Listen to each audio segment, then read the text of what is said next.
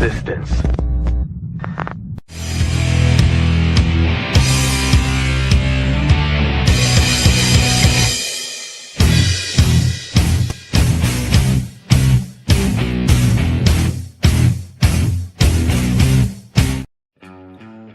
Yes, everybody, this is the Roundtable here on the Worldwide Resistance Network. I, of course, am your host, Chris Sheldon, the Tin Man, your white rabbit, taking you down that rabbit hole. And joining me, as always, is good old Reverend Ordo. How you doing, Reverend? I'm wearing the Flower Alive shirt, man. I love that shirt, man. And for those who, just a little update, I went back through and did some edits on the shirts. Go ahead and show us your shirt real quick, Reverend. As can be shown, on this shirt, you got the black background. I have gone back through. I have eliminated the black and white backgrounds on all the shirts. So all you will be left with is just the straight image. Yeah, you will just have the straight image on the shirt as it's supposed to be. That was on my fault. So any future orders will not have that unnecessary black background ink on the shirts. Just clean, crisp imagery from here on out. So that being said, if you like the broadcast, go ahead and check out the online store. Tons of great goodies there for you. In fact, I'm just going to go ahead and share that with you real quick. Let me go ahead and kill the music. Let's go ahead. I'll go ahead and just get the plugs out of the way on that. Our online store has tons of great goodies. Currently, the salad bar buffet, whatever the fuck we're calling it, sale is going on right now. Maga oranges, Lindsey Graham crackers, Toad Blanche, and Spam Bundy all on sale for the low price of $19.99. Most people will only have a sale going for a few days. This sale is going into its second week. And even at that, all of our other merchandise is at a super low price. You're never going to find prices as cheap as this that are consistent, at least. So, again, check out our online store. Tons of great merch. We just added some new hats, cell phone cases, the coffee thermos mug for when you're on the rug. We've long since had the coffee mugs. We've even got shot glasses, man. And of course, bumper stickers, all at REALTWWRN.printify.me. So do be sure to check that out. And even if that's not your cup of tea, it costs nothing to support the broadcast by sharing the live feeds, hitting that follow and subscribe button on our various social medias, X, YouTube, Rumble, Facebook, all at REALTWWRN. And as always, hit that like and subscribe button and that notification bell on YouTube to not only fuck up YouTube's algorithm, because fuck them, but also to be notified for any time we go live. Which, on that note, we are going to be moving the show times to 11:30 Central Time. That way we're not impeding too much on Alex Jones's show, because he generally starts at 11 a.m. Central Time. So we're trying to give him his space and his due respect. We're not in competition with the guy. He does his thing. We do ours. And I'm just trying to be respectful. Plus, as a follower of his, I like to keep up on what he's covering and see what angles, at least right off the top, what he's covering, what angles he's going about. That way I can go through and I can cover the stuff that generally doesn't get covered. Because what's the point of us getting on and just talking about the same thing that somebody else is talking about? Big no. We gotta be unique. Do you remember Trump going to that fast food place at McDonald's and shit? Yeah. Is he doing that again?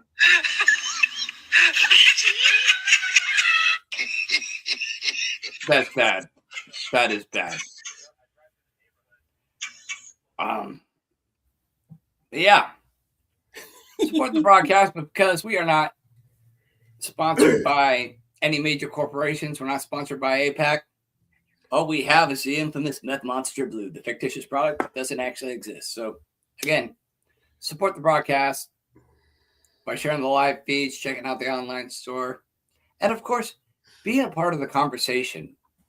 This broadcast is probably one of the only, if not the only, podcast where you are included in the conversation throughout the entirety of the show. Most radio and podcast hosts will throw out a hotline number to where you can call in and they'll only take X amount of callers. We don't do that. Here on the Worldwide Resistance Network, you are as much a part of the show as anybody else because we are of the people, by the people, for the people. So if you like the broadcast, you like what we're talking about, you have some thoughts and opinions, by all means, share them. Share your thoughts, share your opinions, and become a part of the show. And on that note, Revan, let's go ahead and just jump right into it. Headline for today, U.S. Marines deployed to the Strait of Hormuz despite Trump's victory claims. We've got quite a few issues there. Trump is claiming victory, but yet things are escalating. He's pulling a George W. Bush too early, man. Well, any amount of Yeah. pulling the George W. Bush too early, just don't do it. That's just one of the things you just should not be doing. I agree. Don't claim victory when it was not. I mean, look, George W. Bush did it on a fucking carrier. Fuck him, man. I mean, he's like the top stupidest guy until Biden came in. So there you go. Now Trump took the top spot. Now, holy crap! But the thing is, the war ain't even over. No, and in fact, it's escalating. The main headline that I was posting in the description is Trump claims victory in Iran despite conflicts intensifying. Meanwhile, gas prices continue to skyrocket, threatening to derail Trump's recovery as Israel faces bombardment as they try to suppress leaks of damage, casualties, and rumors of Israeli leadership and their families having been taken out. Now, Revan, you were talking to me last night. You and I were on the phone talking last night, and you had pointed out that allegedly Benjamin Netanyahu's brother was killed in an airstrike, apparently, and the mansion was hit by Iranian military forces and allegedly had killed Netanyahu's brother. He's dead. No, he's not. I've looked into it. It is false. It is fake news. It is propaganda, fake propaganda bullshit. Okay. Yeah, I've looked into that. But there is also the other issue that Israel is suppressing a lot of the outgoing information, even to the point of having people arrested where there are, quote, in countries where there are, quote, anti-Semitism laws for showing the post-attacks and damage done to Israeli infrastructure, death tolls, and so on and so forth. Pretty much, I would say that they're trying to portray the image that Israel is impenetrable and that nothing's happened to Israel, but Gaza's been attacked. I believe Tel Aviv has been attacked. Yeah. A lot of Israeli infrastructure has been destroyed. There's a lot of damage. A lot of the Islamic news feeds, you don't need to be able to understand the language to understand the imagery. They're showing a lot of the damage done in that they have done in Israel, and in many cases are claiming that Benjamin Netanyahu himself had been unalived, and that the original Ayatollah is still alive. Now, one of the big things that we've been hearing has been happening on that front is that his son or whatever took over as the new Ayatollah, but nobody has seen this guy, but yet statements and orders are coming forth from this guy, despite the fact that nobody's seen him. And apparently he might actually be in a coma, and it might just be No, the thing is, authorities taking control in his name. Yeah, the thing is, he's a new guy, and they're already trying to kill him. The thing is he injured? I don't know, but he's still alive. He's in hiding. Okay. What, the original Ayatollah or the new one? No, the new supreme leader. Yeah, the new supreme leader. He's still alive. Is allegedly in a coma because of that one strike in which he happened to be in that very vicinity when it was struck. When he was being voted on to be elected by the Council of 12 or whatever it was, when they got bombed, apparently he survived but was heavily injured and is rumored to be in a coma, and that's why nobody has seen him. I mean, even in hiding, you can make videos and release public statements via video from a secured location. Yeah. Osama bin Laden did that for years. So we know that's not something that's outside of the realm of possibilities. So the fact that we have not seen this person, and they haven't made any statements, lends credence to the fact that he may not even be alive, and this may just be a weekend at Bernie's type scenario. Well, here's how I see it, man.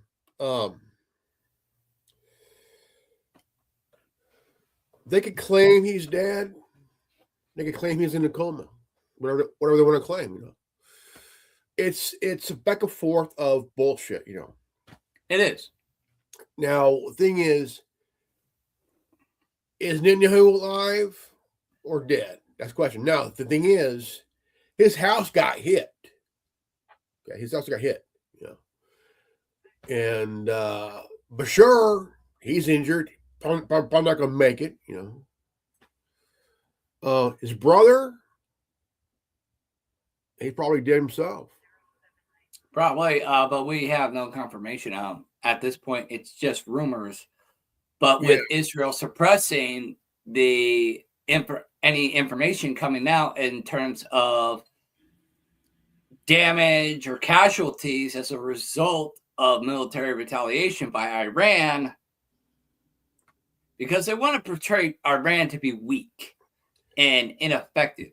They're not. But let's not mince words. Iran is a very capable country. Yeah. Those Sidewinder missiles that have been evading military weaponry, we've seen it. We've shown it.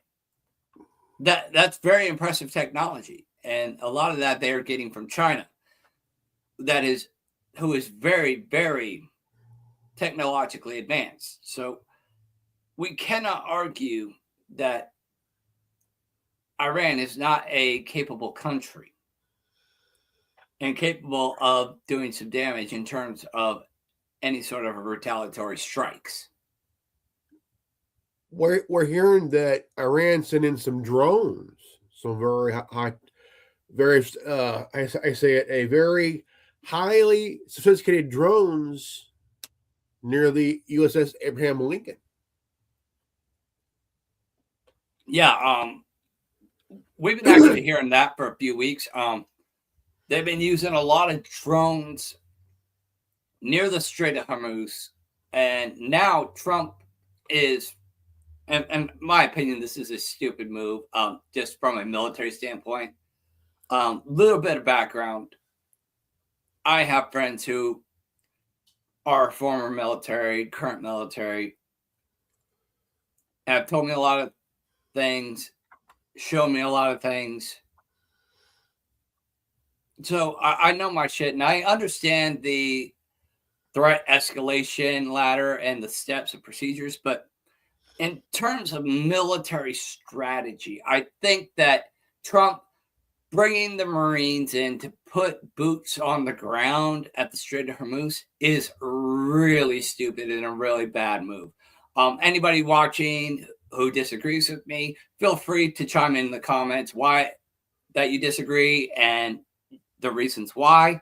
We would love to hear your thoughts and opinions on this. Should Trump deploy the Marines at the Strait of Hormuz? If so, why? If not, also give us your thoughts and opinions on why. But for me personally, the Strait of Hormuz, if you look at that region, Iran's got the whole fucking thing covered. They've got the high ground, they've got the low ground, they've got everything covered in the middle. They've got the underground tunnels and their little spider traps, mines. It's a suicide mission. It is. If you want to take out the military forces at the Strait of Hormuz, I would say Trump's best option, pull back the Marines and just hit the entire area with bunker busters. Just carpet bomb the entire Strait of Hormuz with bunker busters. That will take out a large chunk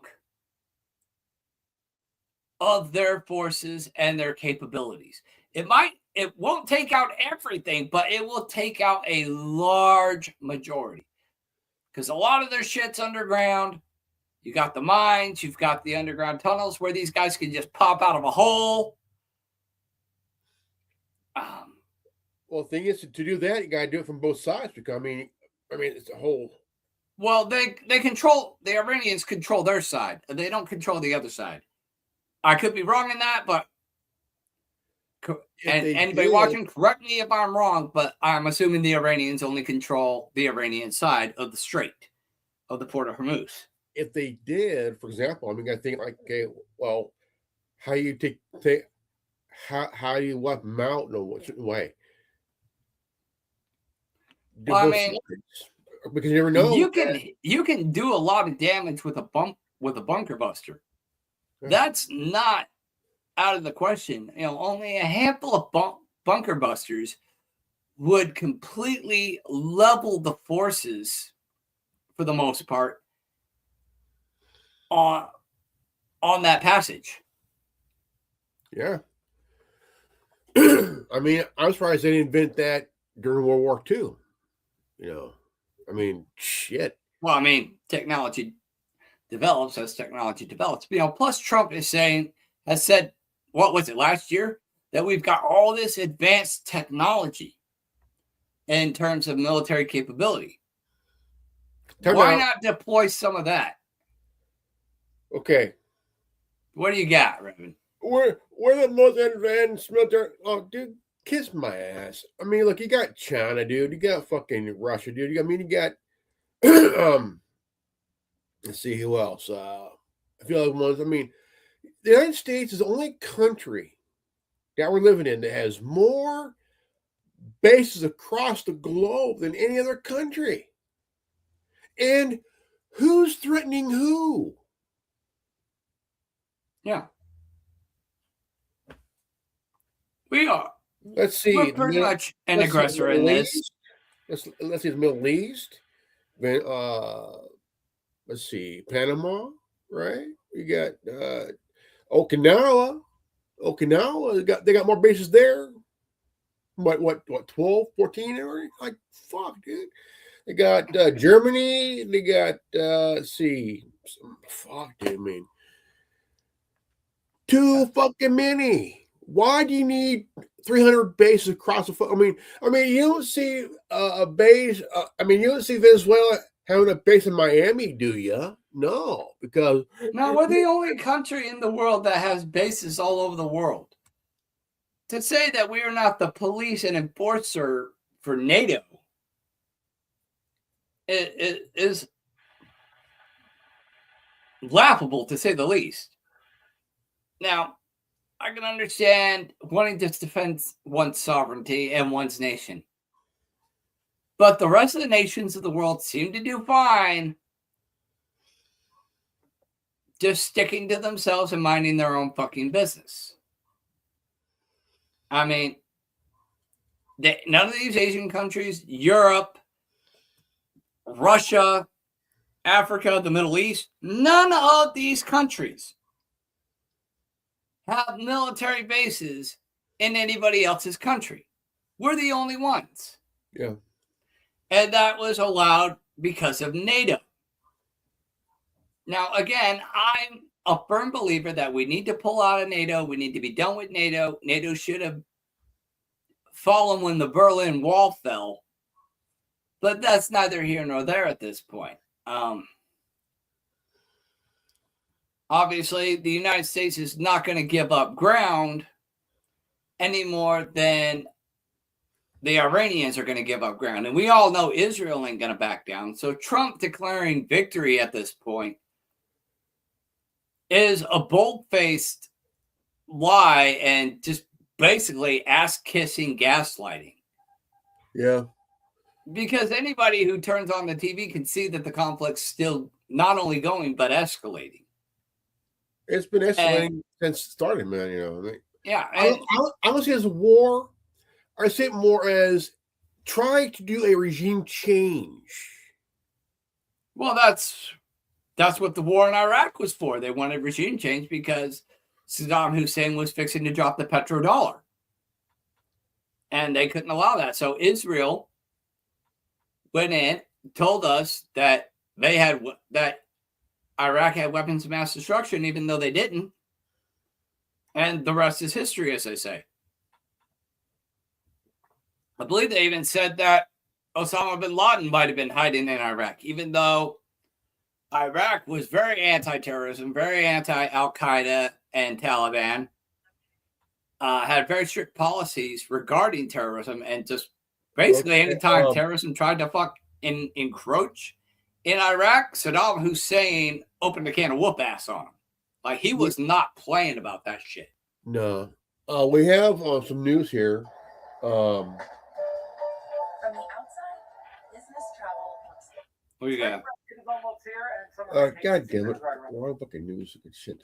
Okay. Here on the right-hand side of your screen, you are taking a live look over in Baghdad at the U.S. Embassy as we get to some of this video here from earlier on today. Take a look. This is from just a short time ago, and you can see the fire. U.S. Embassy compound struck by missile. Smoke and fire from the U.S. Embassy. Send me the link. I want to show that right now. Send me the link right now, please. Struck by a missile. Now, information still fairly limited at this point, and it's not clear yet if there are any injuries. But those officials in Iraq, 1 second, ladies and gentlemen, at a helipad inside of the compound. The U.S. Embassy in Baghdad renewed its level 4 security warning just go ahead and pause that for me on your end. Okay. So that we can play this. It's set. It's set. I got it.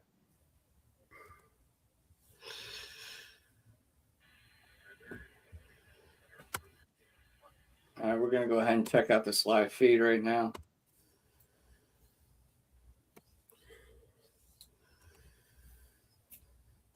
Here on the right-hand side of your screen, you are taking a live look over in Baghdad at the U.S. Embassy as we get to some of this video here from earlier on today. Take a look. This is from just a short time ago, and you can see the fire there as new video shows smoke and fire from the U.S. Embassy in Iraq's capital of Baghdad earlier after Iraqi officials say the compound was struck by a missile. Now, information still fairly limited at this point, and it's not clear yet if there are any injuries. But those officials in Iraq say it appears the missile hit a helipad inside of the compound. The U.S. Embassy in Baghdad renewed its level 4 security warning just yesterday, cautioning that Iran could carry out attacks against U.S. citizens and infrastructure within Iraq. Again, you can see the smoke rising there in the distance in this video provided a short time ago, but this is a live look at this hour outside of that compound of the U.S. Embassy. In the meantime, I do want to get to some other video that's coming in from CENTCOM. Take a look right here on your screen as U.S. Central Command releasing video showing the, quote, large-scale precision strike on Iran's Karg Island. You can see a lot of explosions there on your screen. CENTCOM explaining that the strike destroyed naval mine storage facilities, missile storage bunkers, and several other military sites, with the Pentagon adding U.S. forces hit more than 90 Iranian military targets on Karg Island while preserving the infrastructure. President Trump says he ordered that major strike, which was then carried out by the U.S. military. As always, a lot to discuss here, so I do want to bring in Mark Chandler, Director of Government Relations. Interesting. It's interesting that we're just talking about Iraq and then it breaks that the U.S. Embassy in Iraq was just bombed. Yeah. Speak of the devil and he shall appear, as they say. Yeah, I mean, you know, Iran is never, I mean, yeah, they thought this through other people, but they never attacked us directly, man. You know, never, No. I mean, never directly at all. No, you know, like I mentioned last week, you know, 7 presidents were smart enough to not even do anything with Iran, you know, or against Iran. It's all a show, but people are dying in this show, man. You know what I'm saying? And Well, that's how it always goes. But we can't be surprised that this is how war is conducted. exactly. But getting back to the Strait of Hormuz, we're looking at this military strike that Trump just ordered, taking out those military reserves in those warehouses. See, that's a smart move. That is a very, very smart move. Now, he needs to do the same thing on the port of Hormuz. Yeah, you just dismantled the supply lines at the source to a large degree. But if you take out and just bunker buster the entire area of the port of Hormuz, and you take out the vast majority of the military capabilities in that area, it's easy peasy from there. I mean, at the very least, you disrupt the landscape to such a degree that you can actually effectively put those Marines on the ground and it not be a slaughter. Now, a lot of people are sitting there arguing that if we put troops on the ground, put these Marines on the ground, they're going to get slaughtered, and it's going to rally the American people against the Iranians. I would disagree to a point, because most of the people are in strong opposition to this conflict. And most people are quick to point out when we have somebody in the government, regardless of who they are, does or suggests something stupid. And most Americans understand that putting boots on the ground, putting people on the ground at the port of Hormuz is going to be a slaughter, and is a very, very bad decision from a military strategic standpoint. Yeah. And at which point, I don't think it's going to be Americans pissed off at Iranians and wanting to go to war. I think it's going to be Americans are going to be even more pissed off at Donald Trump for doing something so blatantly stupid that got, roughly 50,000 Marines killed? No, Yeah. It's stupid. It's political suicide at this point. And I'm not saying this as a detractor to Trump. I'm saying this as kind of the voice of reason, the angel on his right shoulder going, hey, don't listen to the devil on your left. Listen to me. Exercise some common sense here.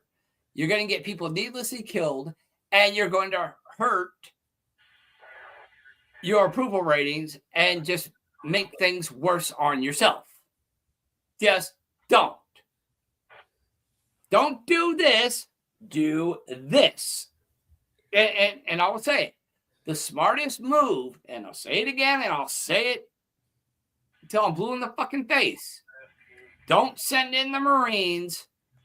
Hit the area with bunker busters. Carpet bomb Hormuz with bunker busters. You will take out the majority of the military capabilities in that area of Iran's military capabilities, and it'd be fine. Now, on the flip side of that, do we even really need the port of Hormuz? Not really. No. I looked it up yesterday. I hope I screenshotted it yesterday. I was looking it up last night. But what do you got? Did you hear? Did you play something? No, I just got a question on that bombing there, man. We just watched. No, here's my question. Okay, shoot. War is like playing chess, right? Okay. Strategically, yeah. Hear me out. Okay.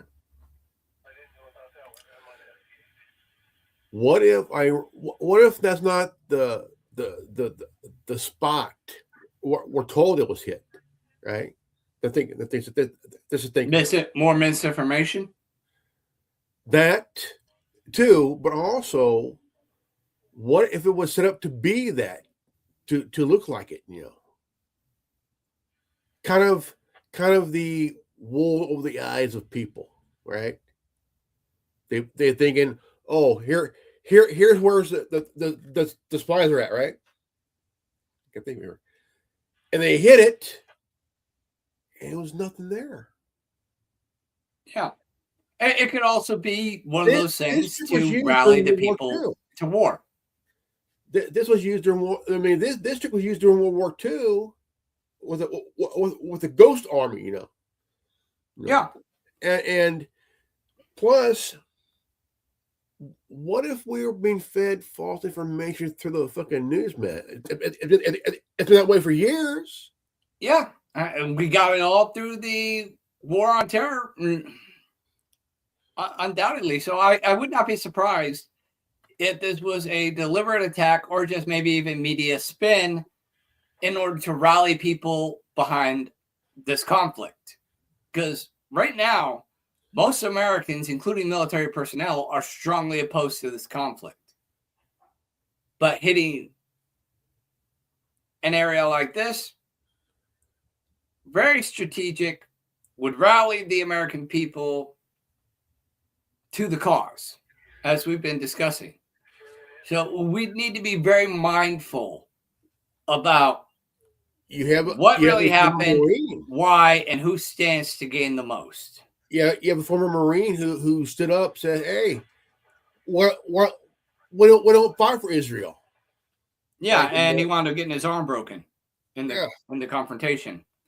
That was a huge thing, and just another thing that's really getting people pissed off at Trump, because nobody is listening to the people. Trump sits there and says in his State of the Union address, you have a presidency and a cabinet that listens to the American people, but then throws a temper tantrum and goes, you're not MAGA, I'm MAGA, anytime somebody disagrees with it. And again, I'm not trying to stand as a detractor to Trump. I'm just pointing out the obvious facts. Okay, if you want to have the American people on your side, you need to listen to the people and follow what they want. You need to understand that you are not a leader. You are an elected representative. You were not elected to lead. You were and dictate your will over the American people. Your job as an elected representative of the people is to carry out the will of the American people, not to impose your will or the will of Israel or some other party, and then sit there and tell the American people to get fucked. I mean, come on. Yeah. You don't sit there and say, you're not MAGA, I'm MAGA. That's like what Bush said back in the day. well, I'm the decider. I'm the president. I'm the decider. Coo-coo-coo-choo. Yeah, it's the same damn thing. He is literally doing the same shit that Bush did, which is why a lot of people are now comparing him to Bush. And, we're sitting there fighting for this Strait of Hormuz, and oil prices are through the fucking roof right now. Gas right now, as of last night, I saw the highest that the gas was in my area, $3.25. It wasn't even never that high during the Biden administration. We have now surpassed Biden in terms of oil costs in this country. And a lot of people are arguing. I've seen it all over the internet. Well, it's just oil. It's not going to impact the economy. Are you fucking stupid? Okay. Oil prices mean gas prices go up, which means companies are having to pay more money to have their goods shipped from wherever to your stores.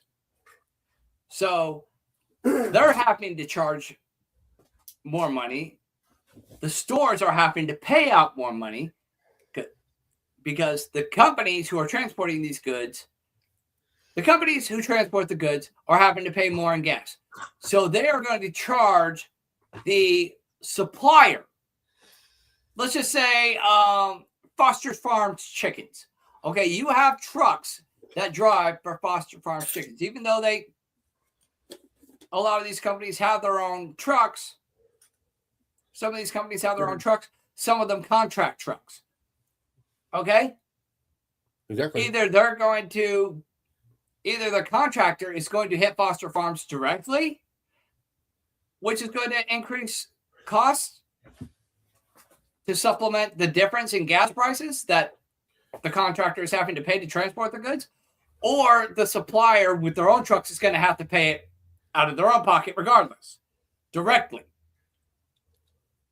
So the cost to transport goods from Foster Farms facilities to your local supermarket goes up. So to supplement that cost, the cost of the product has to go up. And they're going to start charging places like Walmart, Kroger, Stater Brothers, whatever, more money. At which point, those prices are going to go up. At which point, you're going to see prices skyrocket for Foster Farms chickens, along with all other products. Because it all starts. It's a domino effect. And people don't understand that. And that's not even including companies that pay mileage for people that have to travel for work. Okay, you have people that have to travel for work to negotiate prices, to negotiate product distribution. They get paid for the travel. And if the cost of travel is going up, that's an added cost that has to reflect on the consumer. Because the consumer buys the product, which supports the company and provides the money that they need to keep their company running. It takes money to keep something running. Exactly. So it's going to negatively impact it would the definitely, country in a big way. Gas here is getting close to $8 a gallon, man. I've seen that. I've got quite a few friends in California, including yourself, who have been telling me that gas is nearly $8 a gallon. Like the other day was just like $7 a gallon, but even then it was like, what the fuck? You're gonna sit there and tell me that gas needs to be $8 a gallon, and California is one of the most expensive places to live to boot. That could potentially cripple the Californian economy. That's kind of what happened during the. Not just that, you have Gavin Newsom who's trying to tax driving into extinction. Yeah, it's fucking stupid. But even just with the gas prices alone, this is similar to what happened in the early to mid 2000s, and the subsequent financial depression or recession or whatever you want to call it that happened in 06, 07, 08, 09. They were building all these fucking houses in rural areas, and people who were working in places like Los Angeles and San Diego, where they had to commute to work every day, were buying up houses in the valleys, in the valley areas between Los Angeles, San Diego, and Palm Springs. They were buying up areas and buying up houses in these remote areas, and then having to travel 1, 2, sometimes even 3 hours to get to work, whether in San Diego, Los Angeles, whatever. And that's just provided there's not traffic congestion. Now, if you're just sitting there with the motor running and bumper to bumper traffic in Los Angeles for the better part of an hour, that's wasting gas too. So you figure it takes, used to live in Hemet, California, down by, which is where the Church of Scientology has their big ass fucking compound. Okay, from Hemet, California to Los Angeles, just straight, no rush hour traffic, roughly about 2 hours. You add bumper to bumper rush hour traffic, that's an additional 1 to 2 hours. So you figure somebody commuting from that area, which is where they built a lot of these houses, the Hemet, Lake Paris, Menifee, Temecula, San Jacinto, even on out to Palm Springs. You figure 4-hour commute from the Inland Empire to Los Angeles is roughly about an hour and a half, 2 hours. Add traffic congestion, which is on average 1 to 2 hours. You're sitting on the fucking freeway burning gas for 4 hours a day to and from. Okay, 4 hours a day. That's an additional 8 hours on the road, apart from whatever hours you were working.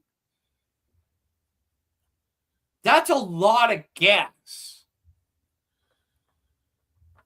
And I think back then, the gas, I think, peaked at like $3.20 something a gallon in California back in the day. It was close to it was close to at the time. Yeah, I think the highest it got was close to $5. About almost $6. Yeah, but even at that, people couldn't afford to commute. And with people buying up all these houses, there was the adjustable rate mortgages, which drove up the cost because demand was high. So the influx on those adjustable rate mortgages went up. So people couldn't afford the gas. People couldn't afford these new homes they bought. So they lost their jobs, lost their homes. And what sparked the recession? Well, again, right there, not just that, but they also, I agree. People were losing their homes. I was watching this documentary about it. It's like this guy came up and just put this on. Didn't give a shit. Yeah. And it's like, dude. Yeah, and they couldn't even afford to just turn around and sell their homes because nobody could afford to buy them. So they defaulted on the loans. The banks repossessed the properties and then sold it to companies like BlackRock, Vanguard, and Blackstone.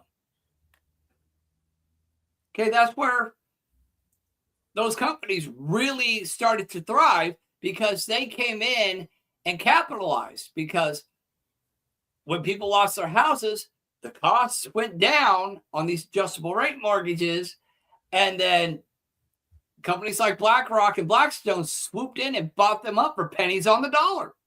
Yeah. It's almost like it was fucking planned. And now you're seeing something similar happening again. Many people from California have migrated to places like Tennessee and other rural areas to get away from the high cost of living because they know there's jobs. They know the cost of living is a lot lower in these areas. So they're leaving California because they're like, fuck this. We don't need the high gas prices. We don't need the high housing costs and living expenses.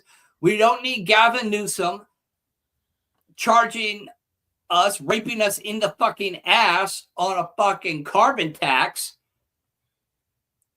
you know, people are fucking done. Even the Osbournes, before Ozzy died a few years ago, were looking to leave California, and California was looking to tax them for trying to leave California, and Sharon Osbourne told them to get fucked. Exactly. Now, I'm not the biggest fan of Sharon Osbourne as a person. I love Ozzy's music, but I've never really been a fan of Sharon Osbourne. But at this point in the argument, I can sit there and say I agree with Sharon 100% and completely applaud her. Oh yeah, man. So many props to Sharon Osbourne on that issue, at least in and of itself. My sister and her husband moved to Oklahoma over a decade and a half ago, and they took my niece and my older nephew when he was a baby, moved to Oklahoma, and got a job. They've been there ever since. Yeah. My sister works at a store, and my brother-in-law worked for the city of Hinton.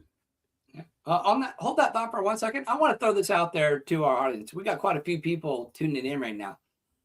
New question for you, and share it in the comment section. Have any of you ever lived in California or one of these high-priced areas, and you and your family, or even members of your extended family, moved out of an area that was like California to a more rural area for job availability, lower cost of living, etc.? If you or any members of your family have experienced that, please share those stories in the comments. We'd love to hear from you, get your thoughts and opinions in regards to those experiences. Hey, because it looks like we might actually be facing something similar to this again. Reverend, continue on with your thought. Give me about 5 minutes. I'm going to take the Browns to Super Bowl.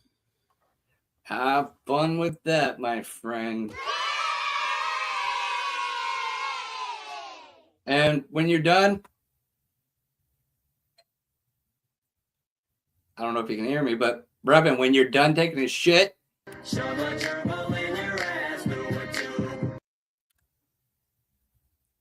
I know I'm mean. So, to that end,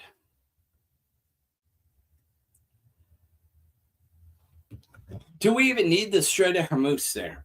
And this is what this is what a lot of people need to start looking at here. As far as the Strait of Hormuz, we really don't need it. I looked this up last night. The United States receives a relatively small portion of its oil from the Strait of Hormuz, importing approximately 0.5 million barrels per day. Now, I know that might sound like a lot, but in contrast, it is a relatively small amount. So 0.5 million barrels per day of crude oil and condensate from the Persian Gulf, and this is from the numbers of 2024, which accounts for about 7% of total U.S. crude imports and only 2% of total U.S. petroleum liquid consumption, according to the U.S. Energy Administration. So that's a really small amount. That's only 2% of our total petroleum liquid consumption. And as of March, the U.S. gets effectively no direct oil from imports from Iran due to long-standing sanctions. So we've already had this whole thing set up to where it shouldn't have a major economic impact. So the only reason for this to really have an economic impact and gas prices and oil prices skyrocketing right now, is because of the demand for oil has gone up.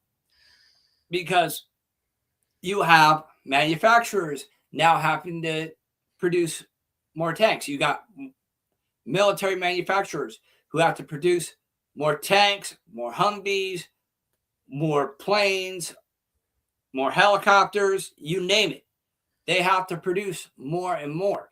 And those machines, and not only does that equipment take oil and gasoline and other forms of lubrication, but those machines that produce the materials for this equipment have to be lubricated. They have to have a power source, which isn't just electricity. A lot of these systems use propane and other combustible energy sources. And a lot of these facilities have to have internal fire mitigation systems, which are not directly, oftentimes, connected to the city water, but have water coming in from the city, but have to be pumped through via diesel pumps. So that increases the cost of petroleum and oil-based products exponentially, because we're using more not only for the products themselves, but to manufacture those products. So energy consumption is going to go up just for the factories and assembly lines alone. And that's not including the demand for gasoline for people to drive to and from work, who are now working 6, sometimes even 7 days a week to keep up with the productivity and demand schedules that are being placed on these varying companies. They've got to meet their quotas. And if their quotas go up because demand increases, that means these people are happy to go to work 1 more day, maybe even 2 more days per week. And that's 2 more trips. Nuts. To and from work every day, which costs gas. So your gas prices are going to skyrocket, which in turn is going to increase the cost of product in your stores. My father, he for nearly 30 years, go back and forth from the Central Valley to San Francisco, back and forth for almost 30 years. Yeah. Until he retired. Yeah, and the best way to try to supplement this. That's a long time. A lot of our oil from the Middle East, but we've also tapped Venezuelan oil, and from what I hear, Texas, California, and I believe Alaska are being our 3 biggest oil areas. They're looking to start ramping up their production in terms of supplementing the need for petroleum-based products here in the United States, whether it be gasoline or whatever. I mean, even little things like this. This is made from oil, whether you believe it or not. This little plastic bottle is made from oil. Okay? A lot of the products you have are made from oil. So we have an unprecedented demand for oil-based products, not just in terms of gasoline and oil to lubricate your engine and machinery. Water bottles. Yeah. Many, if not most of your hygiene products, all oil-based.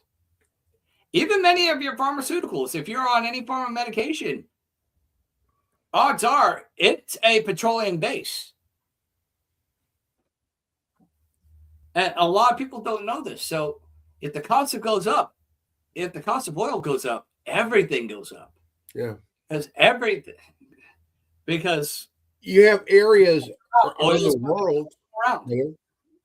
I mean, you got places around the world like, again, Venezuela, the Middle East, Alaska. I mean, but also, what's the one spot, one place, one sovereign island that Orange Man fat ass limp dick wants? That is Greenland. Yeah. Why? Yeah. Okay. Greenland's very rich in minerals and other resources. Oil, other things. Now, the thing is, let's go to next door to Iceland. Right? Iceland. Okay. What's their main source of energy? The volcano. Volcano. Yeah. I mean, you can sit in a lake and it's warm. You won't melt to dust, man. You sit there. It's essentially a hot spring. Yeah, hot spring. Yeah. Now, if any, I mean, look, I want to live in Iceland, man. Now, here's what would be nice. You're away from the bullshit in a way, really. Yeah. Now, if this got out to where it threatens, okay, energy companies, you know,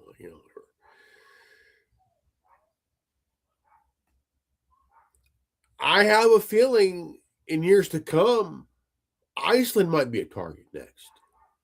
It's not off the table. No. But one of the caveats to a lot of these military excursions that we've been on with Trump, who's been the main caveat here and all of this? China. It could easily be argued, and I've seen it argued time and time again, that the majority of these occupations, in fact, all of these occupations, or not occupations, military endeavors have been in response to China, to cock block China, for lack of a better term. Yeah. Okay, it's China. China was involved in Venezuela. China is an ally of Iran. China was after a lot of the minerals in Greenland. I want to throw something by you real quick. Okay. Now, find this as coincidence here, okay? Yeah, what do you got? Do you know the real reason why they captured Maduro? Really, reason why they got him? Because they wanted to control the oil and get it away from China. Well, not just that. And they couldn't do a full military occupation, so they had to just do an extraction of Maduro. Not that. Venezuela and Iran had an oil deal going. Yeah. See, now we're starting to see a bigger picture here. See, Iran, look, Israel don't like Iran. U.S. government doesn't like Iran. Yeah. And plus, our military invaded Venezuela, took Maduro's wife, took the oil, but first they put in the Nobel Peace Prize winner as the interim president, put her on a leash on a threat of violence by Trump. Yeah. And took control of the oil. Why? Because Iran and Venezuela had an oil thing going. They did. So this was planned ahead of time. Oh, I don't doubt it. I mean, Trump was in there saying, "Oh, we're just going to attack their base for the how you doing for to take out their military capabilities." And then here they took Venezuela, right? Yep. Okay. What's the next country on the list? Yeah, it's oil and regime change. That's what it is. It's oil and regime change. Why? I'll tell you why. In fact, I'll just show you why. That's why. You want to know why we're doing all this shit? That's why. BB Shitting You is riding Trump like a bitch. That would be a funny ass t-shirt, man. I might. Or a postcard. Yeah, like seriously, Trump does not seem to get it. I'm gonna show this image as well. He really does not seem to get it that he is the butt of all these people's jokes. These people got him running around doing all this dumb shit, pissing off the American people while they are laughing their asses off at him. Would I be wrong in that assertion? No. He's been a joke since day. I mean, look, since day one. And all because of these people. These people who we have been saying, you need to get away from these people. You need to fire these people. You need to end your relationship with Israel. Stop giving them money and military support because they're fucking playing you like a fucking fiddle and making you their bitch and laughing their asses off at you. Trump does not realize he is the butt of these people's joke. Yeah. He just doesn't get it. He thinks these people are his friends.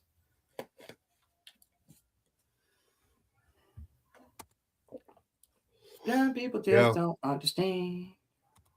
I mean, he's been a joke since he won last year.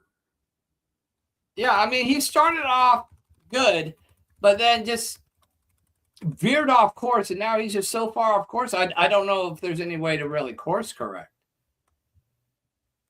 And, I want to support Trump because, he is our president. We need him to do good for the country. We need him to do what's in the best interest of the American people.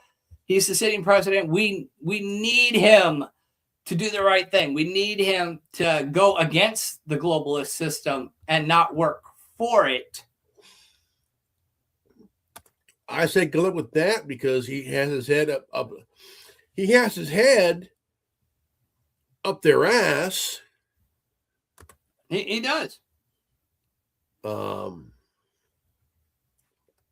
mean, you could say, well, when you do this, do that. Look, we all know he won't do that.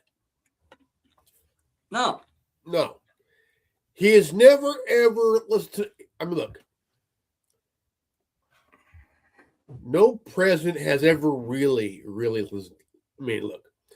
No president has ever really listened to the people. Never, ever. I mean, we might have had some in the early days of the country, but very rare. Within the last century, most certainly not. Yeah. Since the 1900s, most certainly we have not had a president or even a governing body that listens to the American people. I mean, ever since the Federal Reserve Act of 1913, it's just been a dick in the ass of the American people, and that dick's just going deeper and deeper as time goes by. And balls deep. Yeah, and I apologize to my Christian brothers and sisters out there for the vulgarity, but for lack of better terms, I mean, if the shoe fits, wear it. You know what I mean? So I do apologize for the vulgarity, but I'm sure you understand where I'm coming from when I say that it really helps to illustrate the point and drive the point home and the severity of this point. And that's what we need to do is drive the severity of this point home. And before anybody, again, jumps my shit about Israel and saying we got to support Israel and all. I never did. All that nonsense. I never did. Here's the thing. Jews!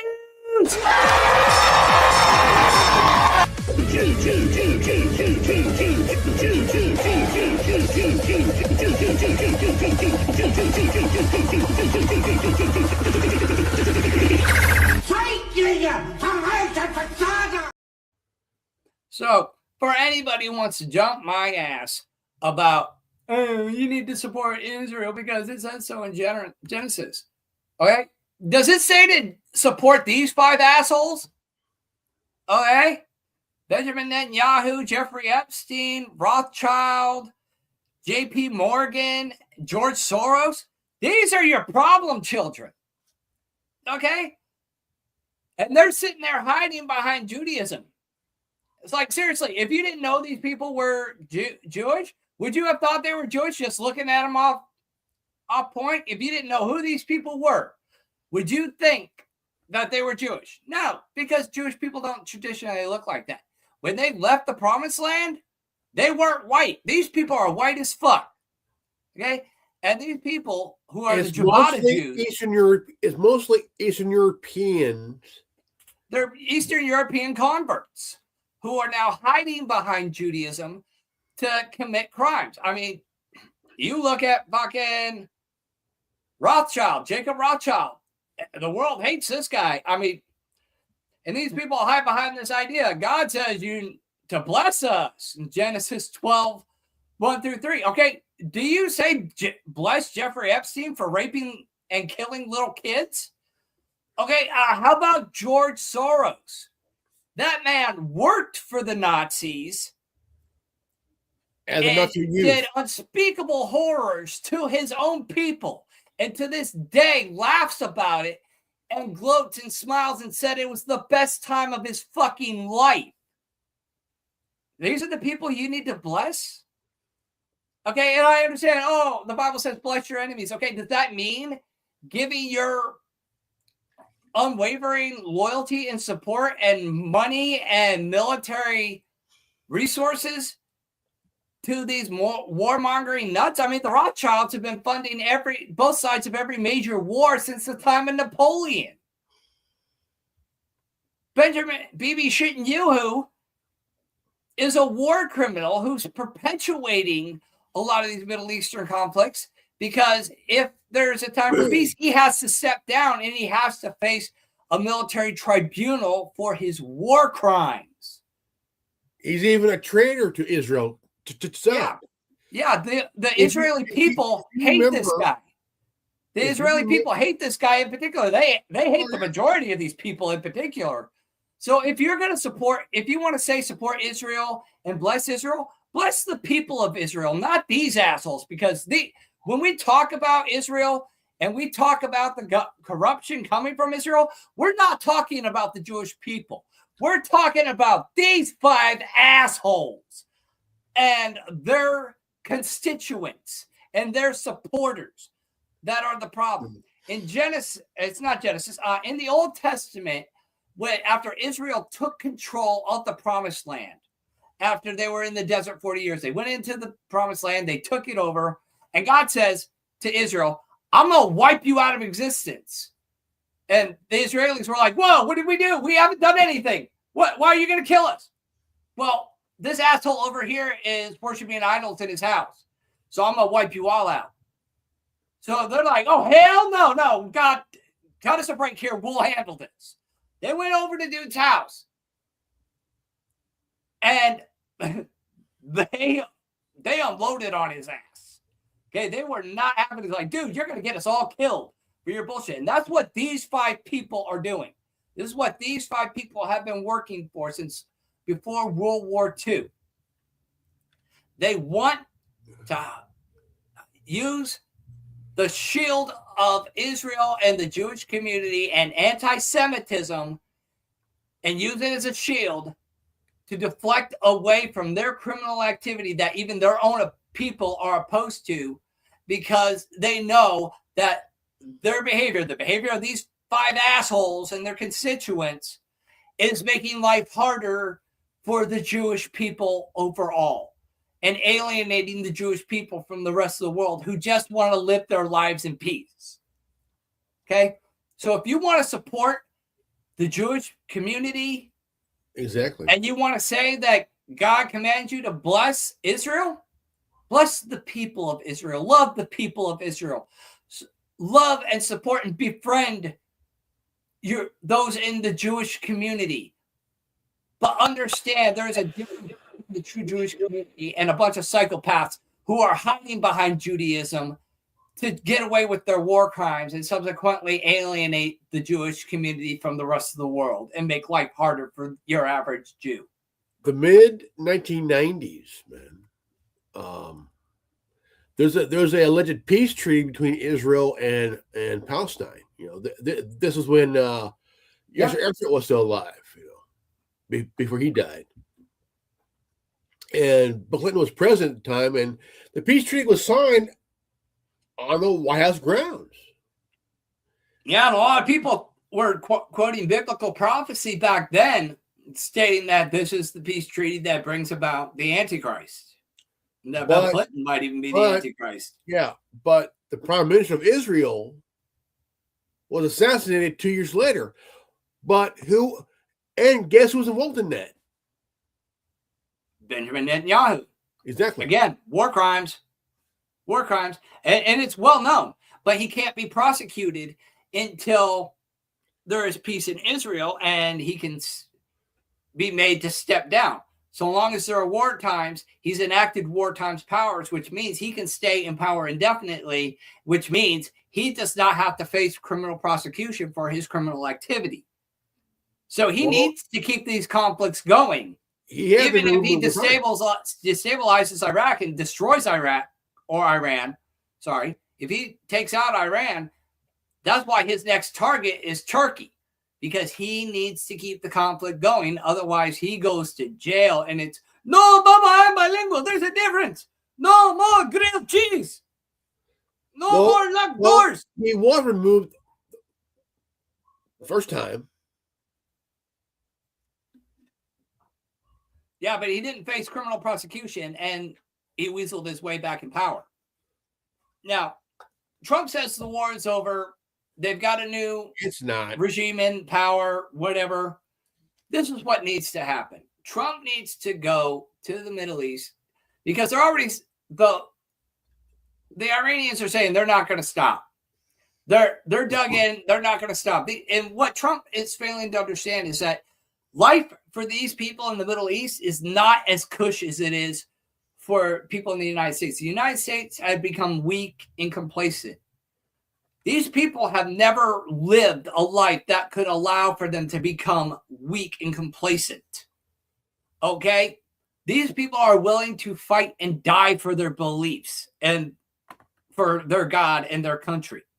They will die they will go to the last man standing. They will not stop. And neither will Israel for that matter. Because again, it's the plan. They want to basically control the entire Middle Eastern region. And Benjamin Netanyahu does not want to have to step down during his lifetime and face any semblance of criminal prosecution for his actions. So neither one of these people is going to back down. So what Trump needs to do, since Israel roped us into this bullshit, fed us bad information, and essentially caught us with our pants down, Trump needs to just go to the Iranian leadership and say, look, he needs to be completely honest.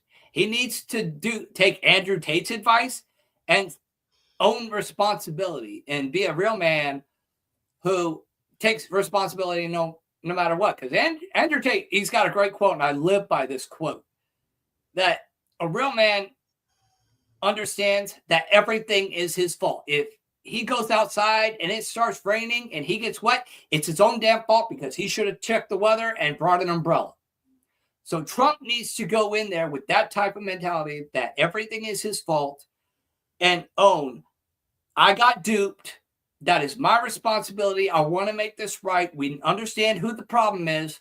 Let's work together to peaceably, legally remove Netanyahu from power and bring about a peaceful understanding between these two countries. But we all know that won't happen because of his ego. No, he won't. He's got too big of an ego. But even in the red pill community, and I am very much red pilled because of past experiences, especially in terms of my relationships. I have become very red pilled over the past few years, which is one of the things that kind of triggered me to come out of retirement because I was just so pissed off at the way things have been going and the way things have been handling. I'm just so red pilled. I'm like, okay, I got to speak up. I got to start speaking out again. But I live by that philosophy, and a lot of people in the conservative foundation are holding steadfast into that philosophy, the red pill philosophy. Some people are white pilled and think Trump can do no wrong. Others are black pilled, think it's all doom and gloom. Now, I would say I'm kind of in the middle. I understand, Trump's a human being. He's not perfect. But that's where we come in as Americans and say, look, dude, you're off point. This is not what we want. This is not what needs to happen. And we even come with better ideas, like we were talking about earlier with the Strait of Hormuz. Instead of putting troops on the ground, carpet bomb the area with bunker busters. Okay. Well, not just that, but make sure you have actual information, actual intel that, look, that scene we saw, the bomb in there, dude, someone's telling me right now is that someone's been feeding them some bad shit, some bad, Yeah. But yes, the thing absolutely, is, absolutely. get better intel. Because right now, we're all being spoon-fed a bunch of shit, AI crap. That, look, I don't need kale pate to remove the fucking diarrhea here of bull crap, you know what I'm saying? Yeah. Look, we all know we're all told, oh, yeah, no. They're not dead, man. They're not dead, dude. They're not dead, okay? No. Again, it's all bullshit. It should never happen in the first place. Okay, we all know why they were like going in there, Okay. Yeah. Israel don't like Iran. Our government don't like Iran. Now, the thing is, the reason we got Maduro for the oil. Why? Because Iran and Venezuela had an oil deal going. That's why. Yeah. It is about the regime change, about dismissing a connection. Yeah. And it all comes down to this. Netanyahu's riding him like a little piggy. And like you were saying, he's getting fed bad information by bad people, and he doesn't do anything about it. And he's left looking the fool while all his people who are feeding him this bad information are pointing and laughing at him behind his back. And he just doesn't get it. The American people have been telling him, stop listening to these people. Get rid of them. Get rid of Todd Blanche, Spam Bundy, and all these other assholes. Get these people away from you. Especially Kash Patel. Yeah. That guy ain't doing a fucking thing. Yeah. There's a lot of problems there. And Trump needs to clean house and get these bad people away from him. I mean, how many times does somebody have to sit there and tell you that your Diet Coke is chocolate milk before you go, I don't need this asshole around me. All he does is feed me bullshit. Get this asshole out of here. Security, remove this man from the building. I mean, Christian Nolan got removed. Yeah. But even she wasn't as bad as a lot of these other people. In fact, I would say the reason she got booted was because she was caught up. And the whole thing, it's the same thing with Marjorie Taylor Greene. She was a huge Trump supporter, and then she started speaking out about a lot of the things that Trump was doing and saying, look, you need to course correct it. And instead of listening, he alienated her and drove her from office. And I think personally she should have doubled down. I mean, everybody understands that, everybody's only got so much fight in them, and maybe she reached her limit.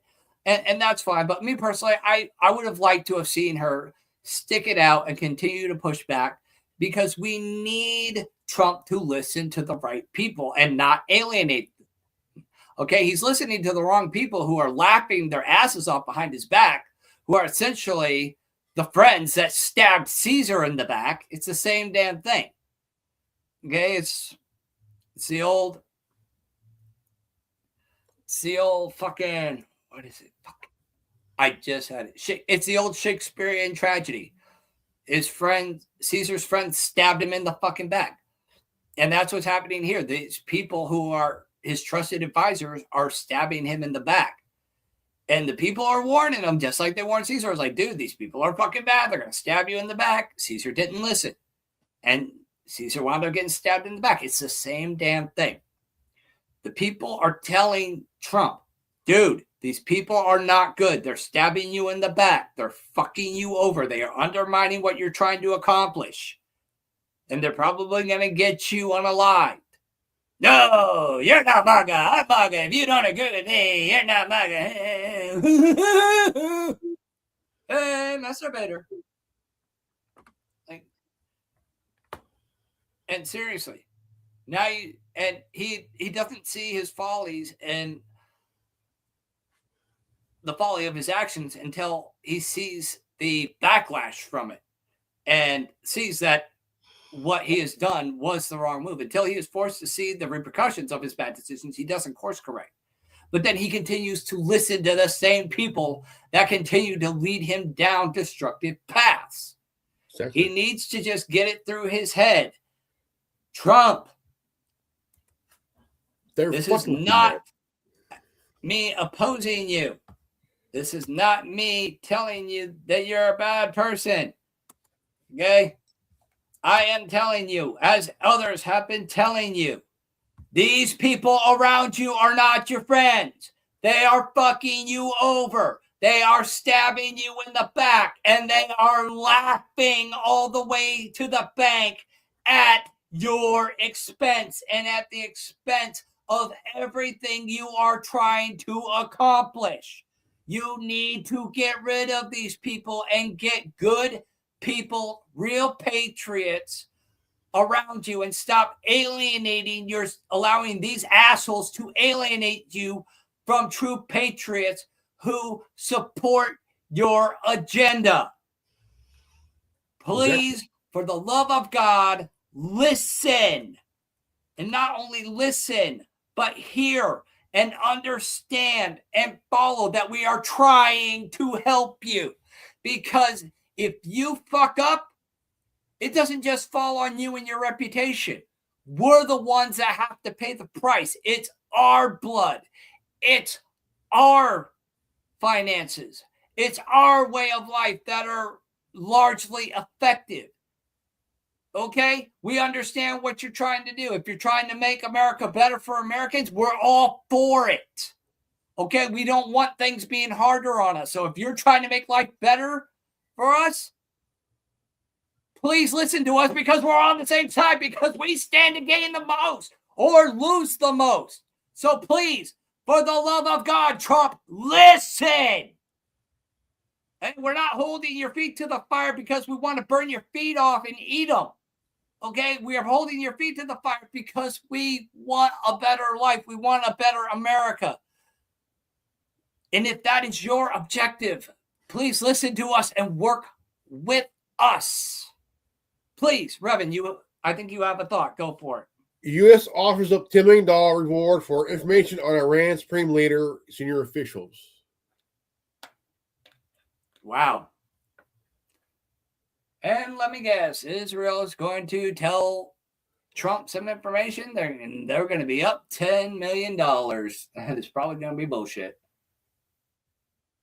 The United States is offering up $10 million for information on Iran's supreme leader, Ayatollah Mojtaba Khomeini, and other senior Iranian officials.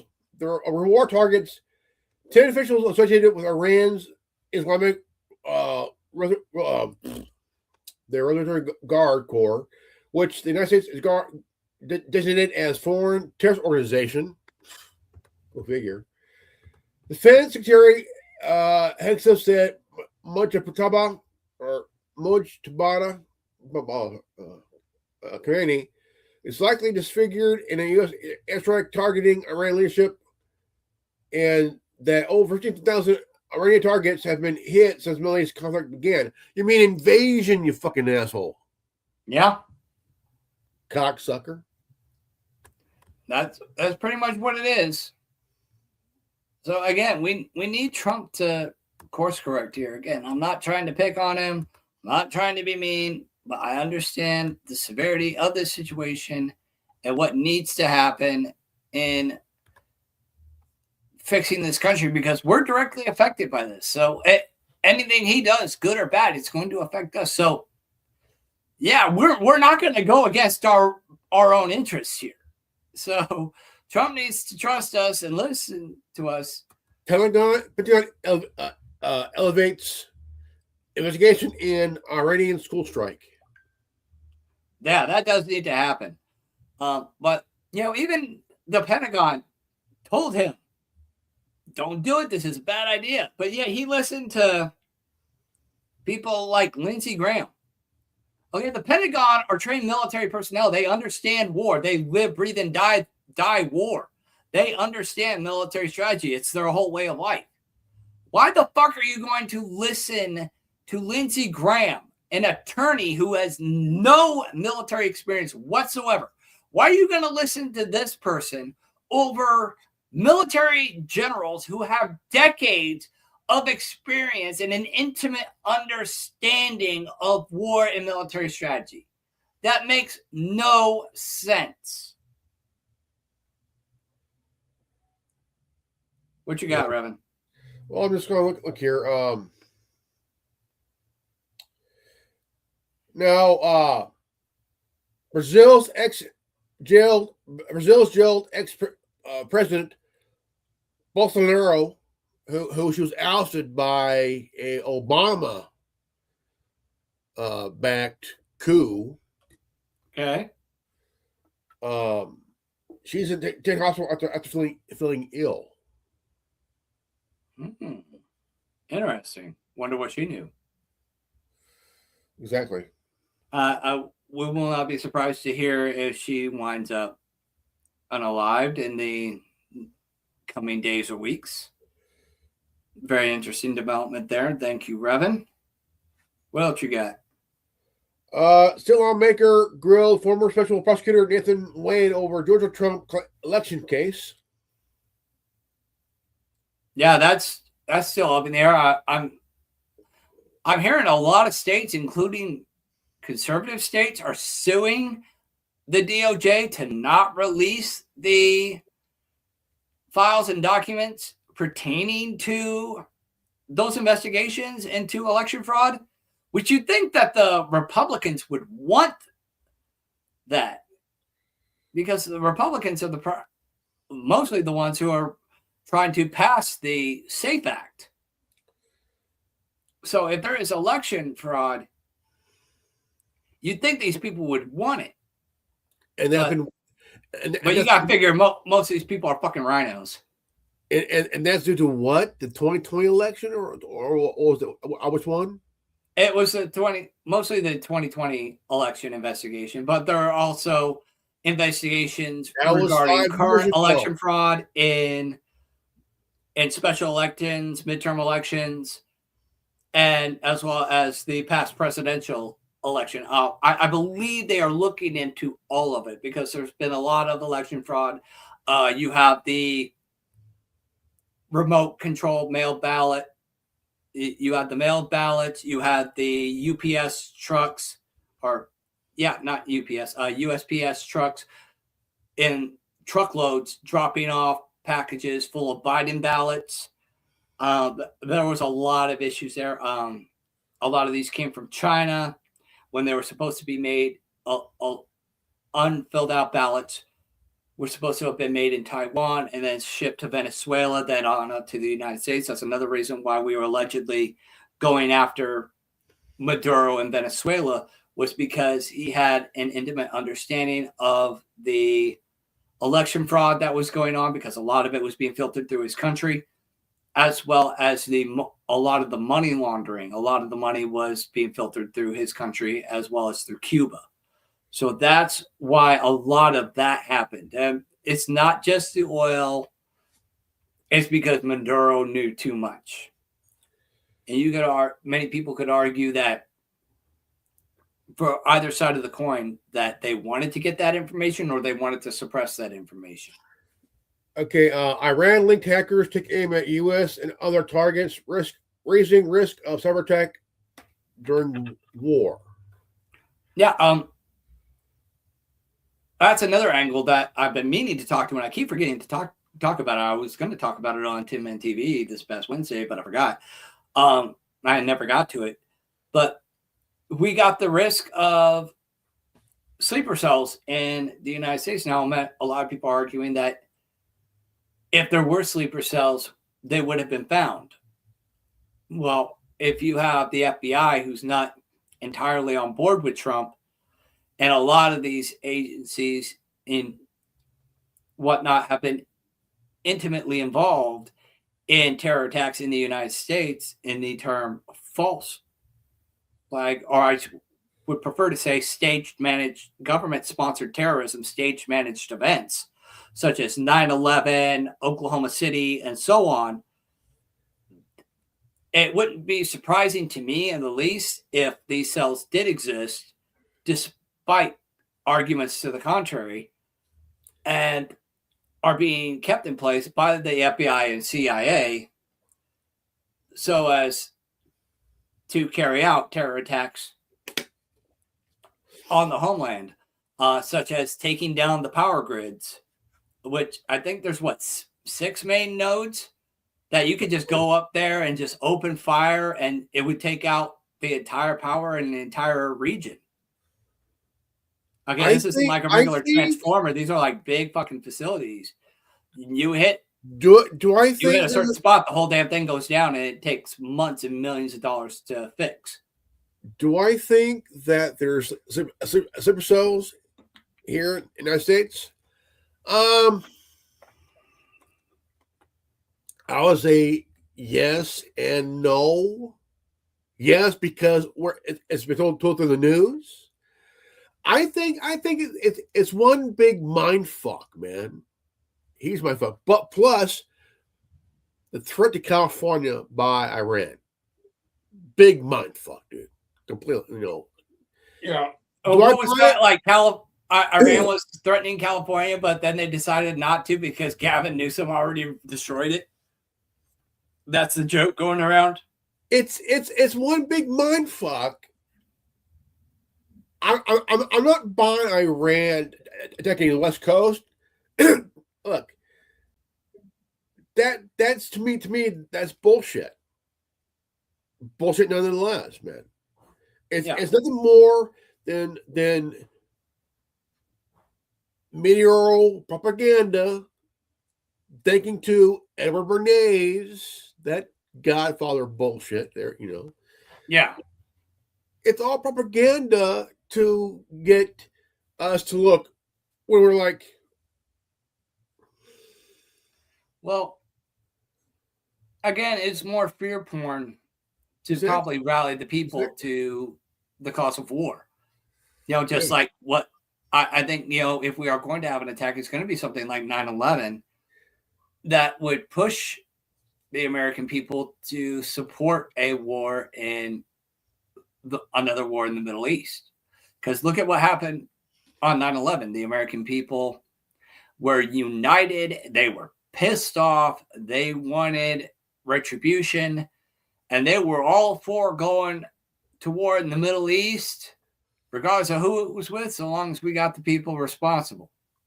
At some point. It took the war for us to realize we're all being fucked with. Yeah. And we did the American people did figure it out early on, especially after movies like Fahrenheit 9/11 came out and Alex Jones's 9/11 Road to Tyranny came out. A lot of people really started waking up. And it took a while, but a lot of people really are waking up and had woken up to the idea that the war was complete fucking bullshit. And it did not take long for the tide to turn in terms of the approval of the Iraq and wars in the Middle East. But Bush going, I'm the decider, just kept on fucking going because, he's a globalist pawn. But he used that war to go after Saddam because Saddam was selling oil in euros. Yeah, he was looking to drop the petrodollar, and Israel had fed the United States government false information that Iraq had WMDs when they didn't, and that Osama bin Laden may have been hiding in Iraq. Okay, that was one of the biggest reasons we invaded Iraq, was the pretext of WMDs, which we never found. There was never any WMDs. They could barely make fucking soap in Iraq. Like, they could barely make fucking soap. You gotta sit there and tell me they have WMDs. Now, here's the one big mind fuck question. Shoot. Okay, let's all turn up to about what, 20. Okay. Uh-oh, here he goes. What if all of a sudden we went to war with Israel? I don't think that'll happen. Unless Trump turns on Israel, and I was going to say, and I had brought this up earlier, the only way I foresee that happening is if Trump goes to the Iranian leadership and say, hey, look, I take full responsibility for this. I got duped. I want to make this right. We need to overthrow Netanyahu and take control of his military nuclear capabilities. We're going to keep our bases here, but we're going to work together for the common interest of the Middle East to get this troublemaker out of power and destabilize his nuclear program. But on the flip side, you got to fucking chill out too. Our conflicts with each other are over. We got to chill out. We could be allies. All we're asking is that you just understand we got duped. Work with us to remedy the problem and work towards a peaceful. Well, not just that, but Netanyahu has an arrest warrant. Yeah. Well, that's what I'm saying. You get Netanyahu. If the United States got Netanyahu out of power with the help of the Iranian government and military, the United States seizes control and dismantles Israel's nuclear problem, and has a deal with Iran to dismantle their nuclear program. You can have a peace deal between the two countries, at which point the United States instills a new leader, somebody who's not a warmongering psychopath, and you just have peace between the two nations. Like, okay, you each have your sandbox. You play in your respective sandboxes. Iran, you stay in your sandbox. Israel, you stay in yours. We be neighbors. We can all get along. Nice and happy. Isn't that what the Old Testament says? One of the commandments, thou shalt love thy neighbor like unto thyself. That was the two great commandments. Love thy God with all thy heart, all thy might, and all thy soul. And love thy neighbor like unto thyself. Right? What about those are the two great Jewish commandments, right? What about the 11th commandment? What, thou shalt not weigh more than thy refrigerator? Ye who smote it doth it. Fair enough. Confucius said, man who fought in church, sit in own pew. You sick little monkey!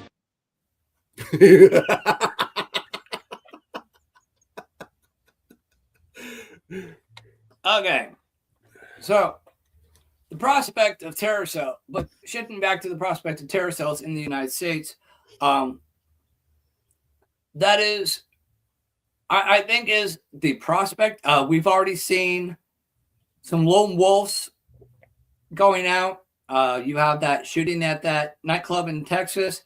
You have the synagogue that a lone wolf crashed into and shot up just the other day, even though nobody was there, allegedly. So it's not to say that there aren't people here who are pro-Islamists. And we have seen many Islamic territories in the United States where you've got the call to Muslim prayer starting at 5 o'clock and then at midnight. And a lot of these Muslim communities pushing Christians out of the areas and whatnot.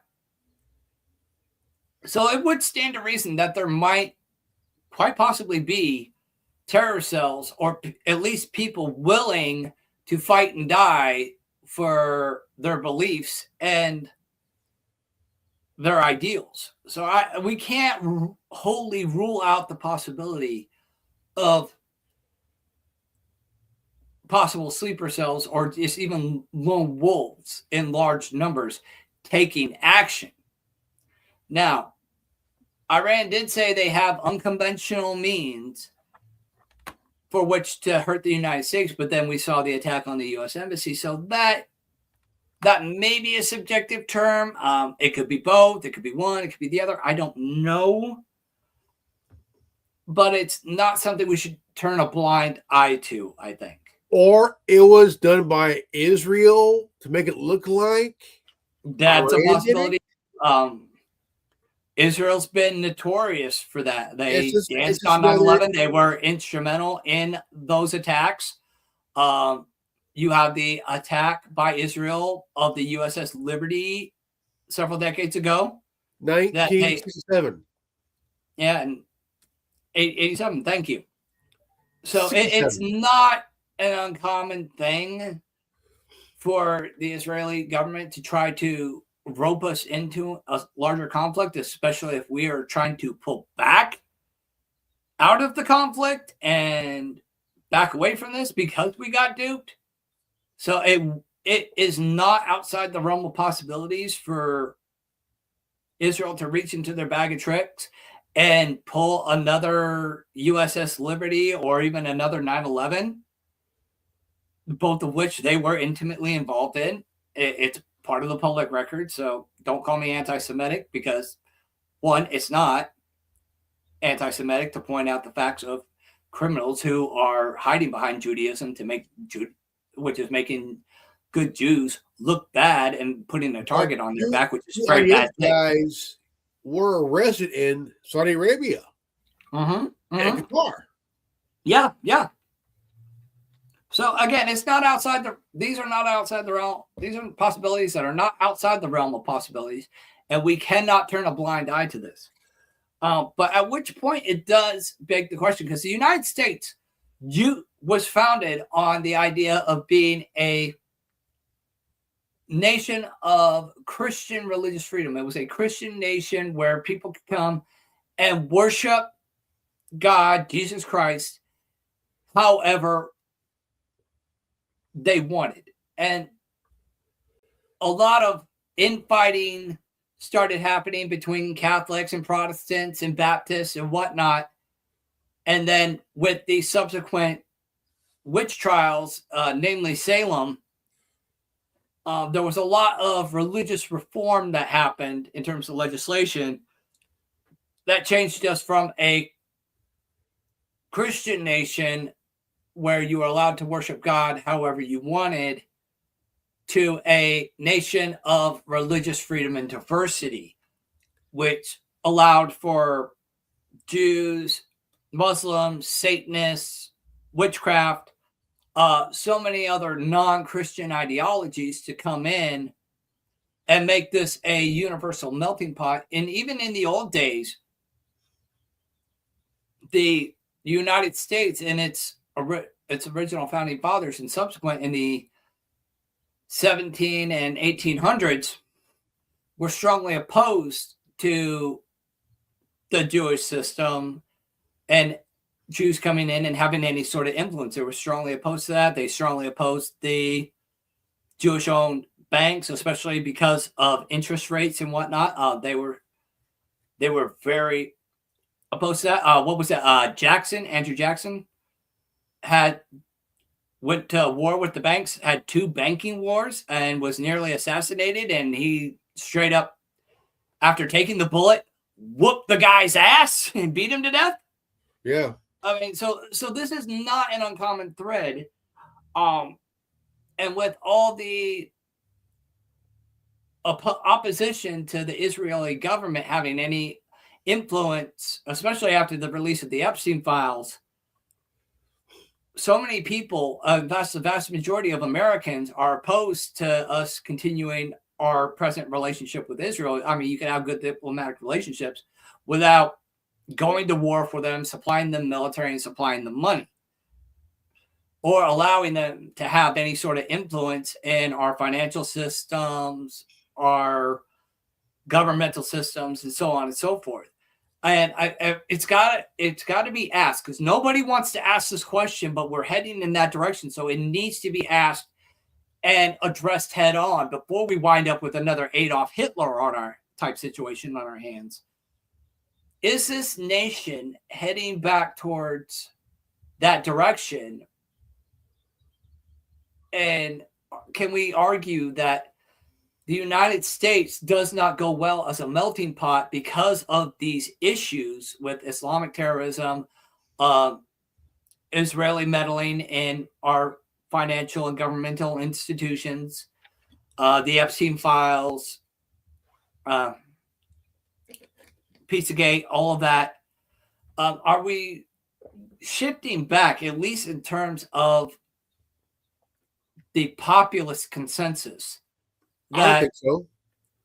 that these people need to go, that these people need to, at the very least, be removed from any semblance of having any sort of power or influence in American society? I think if Iran keeps doing what they're doing, I mean, look, Israel now is it right now. Israel is getting a taste of their own medicine right now. And Yeah. if that keeps up, I can probably tell you right now that the way it's going, Israel is going to be sent back to the Stone Age. It's a possibility, yeah. But here's my thing, and go ahead and finish your thought. But I want to get to this because this is important. So finish your thought. Each key spot they have, it's gone. Yeah. Gone. Iran didn't want this. They didn't want this. No. It's like trying to push a juggernaut into a fight.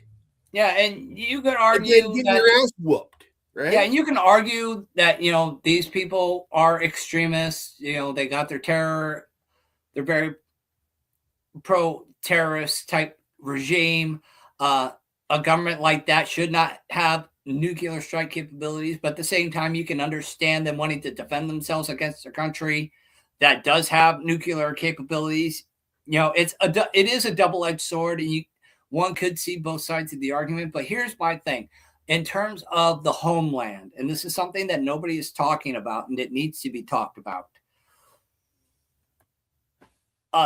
You look back to World War II when Japan attacked Pearl Harbor and the United States entered the war.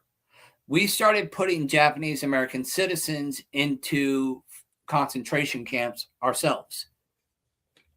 Now, if we have sleeper cells or even a large number of rogue lone wolves who are pro-Islamic conducting terror attacks within the United States, especially on a large scale, could we possibly, given the ever-escalating situation with Iran, could we be facing the very real prospect of Iranian American citizens being put into concentration camps, or even the Iranian people being kicked out of the country in entirety?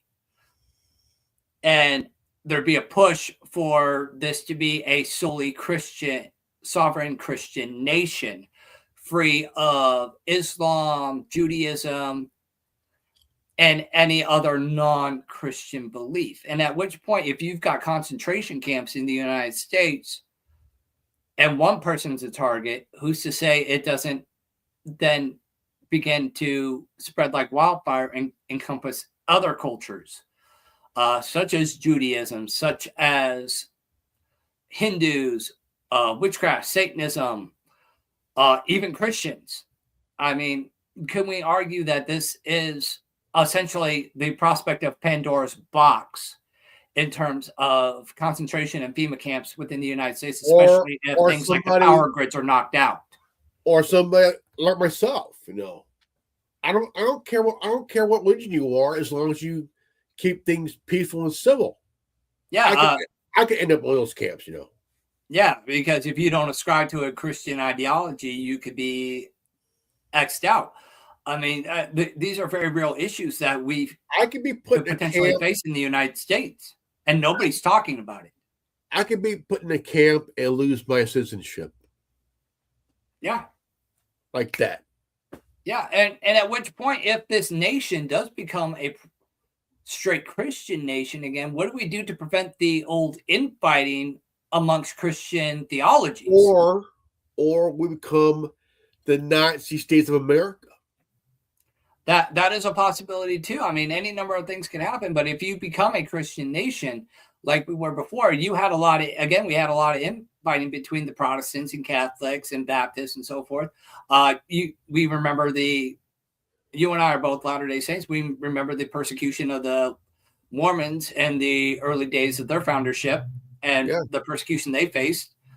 So it then becomes a question of, if we become a solely Christian nation again, what exactly defines Christianity? Is it going to be a Catholic based, a Protestant based,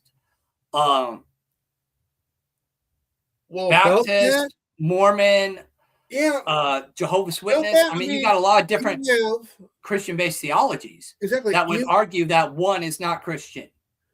I mean, it's like this. Well, I mean, even though I'm anti-Mormon, but the thing is, I do agree with the religious freedom. Yeah. But why persecute Mormons who are just like, hey, look, we're like the Protestants, we're like the Pentecostals, and you know, just, I mean, the thing is, different religions worship one God. Well, here's the thing. It's the same thing with the infighting between the Catholics and the Protestants back in the early days of the 13 colonies. These ideals were clashing because of the argument of their Christianity, but the other person is not. This is Christianity, this is not. And it was the same thing against the Mormons and the Jehovah's Witnesses. Even to this day, the mainstream Christianity, which is essentially band together the Protestant, Baptist, Lutheran, Methodist, Seventh-day Adventist, Catholic, whatever, they all kind of just kind of grouped together and said, okay, this is universally defined Christianity. You know, ideology, the ideology just has many branches, you know, just hang out on whatever branch best supports you and your ideals. But then they look at the Mormon, the Church of Jesus Christ of Latter-day Saints, and the Jehovah's Witnesses and say, we're Christianity, but these groups are not Christianity. They worship a different Jesus. And it was the same argument when they were infighting amongst each other back in the early days. It's my way is right. Your way of worship is wrong. It's a dogmatic dick measuring contest. It's always been. So if we revert back to that idea of this being an exclusively Christian nation, what defines Christianity?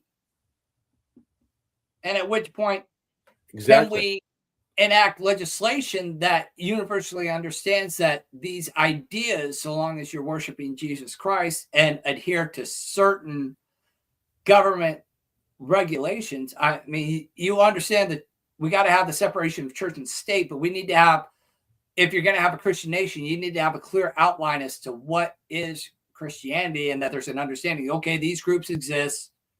They're Christian. They're recognized under the law as Christian. They're not going to be persecuted.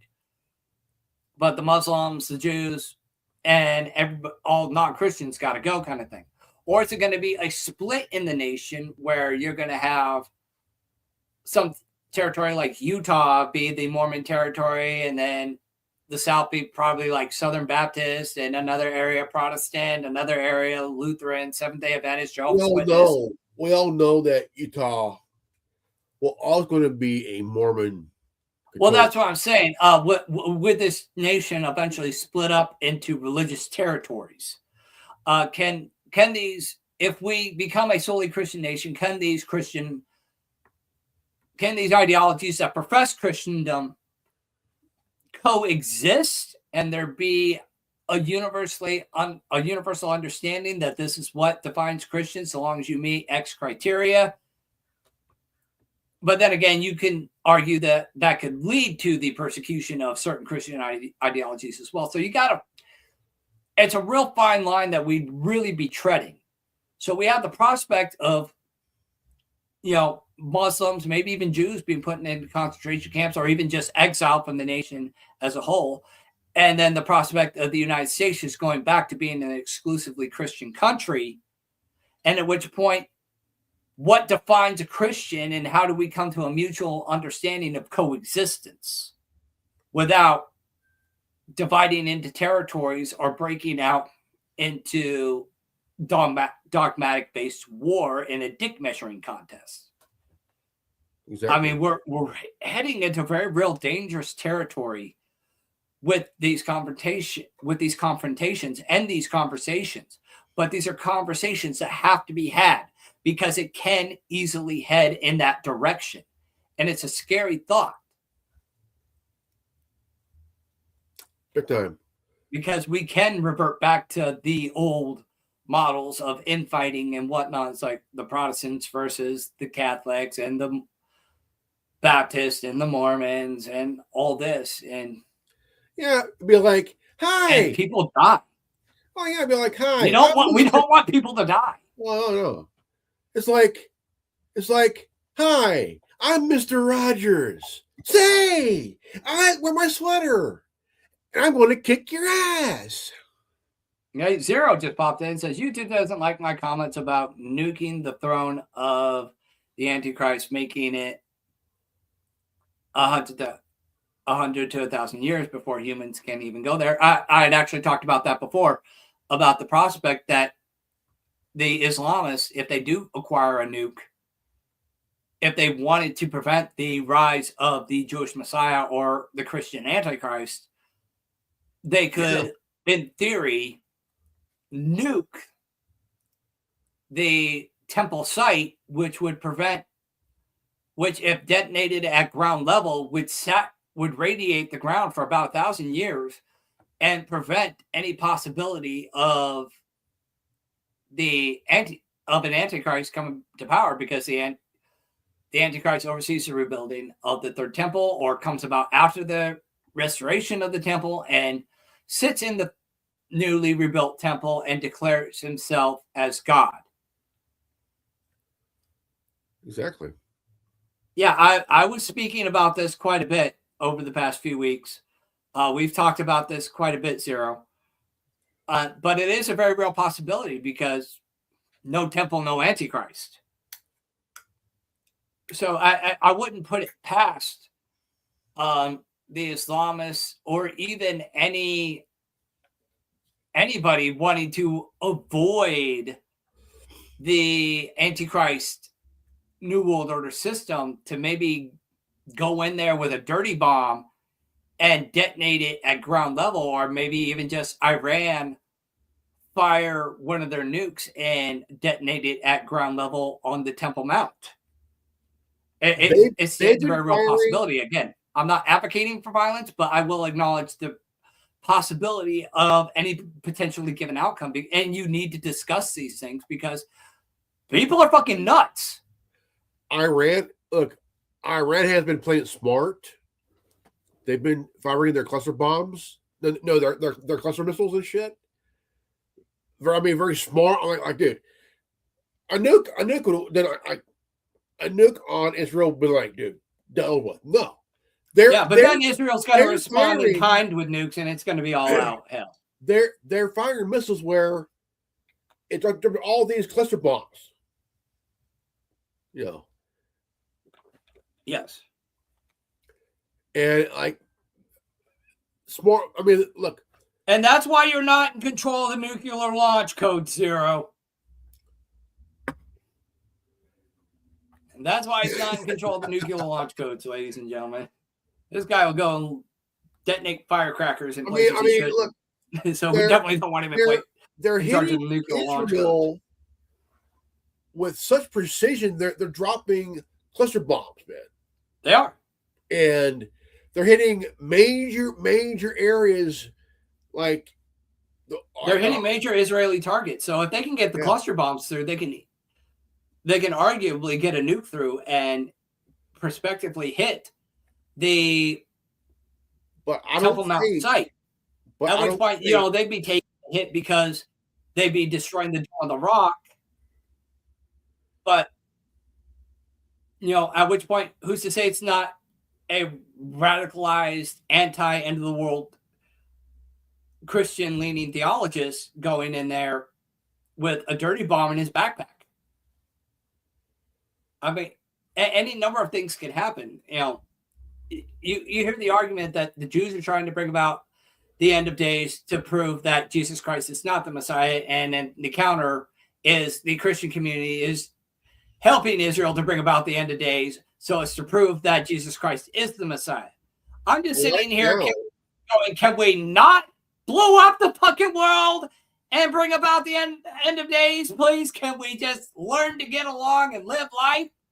Okay, can we not hasten the second coming in a dramatic dick measuring contest? Okay, can we not have a radioactive dick measuring contest, please? I'd like that very much. Here's what we're seeing on the battlefield here. Okay, Iran is playing 3D chess on the battlefield here. Okay.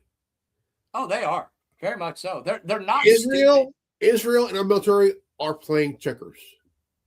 Yeah, and if nukes get fired by Israel, whether as an immediate strike or a retaliatory strike, the second Israel fires, that's it. Russia and China fire. And at which point the United States is going to fire, and it's going to be fucked. I'm against all of that. Why are we forced to pick a side in a war older than creation? Because we're here. And I wouldn't say we're picking a side, Zero. I think it's more or less we got to acknowledge the realities of the situation and look at all sides of the situation. And as we have always done, point out the inconsistencies and as well as the nooks and crannies that otherwise aren't being covered, as we've done so eloquently in this broadcast, because there are elements that need to be addressed that aren't necessarily being addressed, that need to be talked about, because we cannot sit there and hide our heads in the fucking sand like ostriches and ignore the prospect of these up and coming threats and that come about as a result of escalation. In all reality, we're not. Look, in all reality, here, folks, we're not picking a side at all. No. Because the thing is, we're looking at it from in a much bigger picture with a broader brush on. Look, I don't pick sides. Yeah, never have.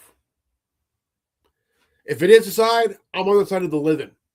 Yeah, and on the flip side of that, another angle that's not being discussed is the presidential midterms. I mean, this whole thing has got Trump very unpopular. Nick Fuentes is proposing that Republicans vote Democrat in a violent and a demonstrative opposition to Donald Trump's actions, but getting Democrats elected.